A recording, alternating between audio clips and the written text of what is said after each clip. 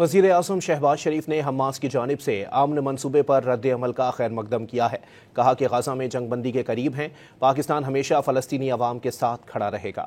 پاکستان نے حماس کے مثبت رد عمل کو غزہ میں امن کا اہم موقع قرار دے دیا۔ وزیر اعظم شہباز شریف نے کہا کہ غزہ میں جنگ بندی کے قریب ہیں، امن کا دروازہ اب بند نہیں ہونا چاہیے۔ وزیر اعظم نے فلسطین میں مستقل قیام امن کے لیے کوششیں جاری رکھنے کے عزم کا اعادہ بھی کیا۔ شہباز شریف نے کہا، پاکستان ہمیشہ فلسطینی عوام کے ساتھ کھڑے رہے گا۔ سماجی رابطے کی ویب سائٹ ایکس پر جاری بیان میں وزیر اعظم نے کہا کہ امریکی صدر ٹرمپ کے ساتھ قطر، سعودی عرب، متحدہ عرب امارات، ترکیہ، اردن، مصر اور انڈونیشیا کی قیادت کا شکریہ ادا کرتے ہیں۔ انہوں نے واضح کیا کہ پاکستان فلسطین میں دائمی امن کے لیے عالمی شراکت داروں اور برادر ممالک کے ساتھ مل کر کام کرتا رہے گا۔ غزہ کی صورتحال پر نائب وزیر اعظم اسحاق ڈار اور سعودی وزیر خارجہ شہزادہ فیصل بن فرحان کے درمیان ٹیلی فونک رابطہ ہوا، جس میں دونوں وزرائے خارجہ نے پائیدار جنگ بندی کے لیے کوششیں تیز کرنے پر زور دیا۔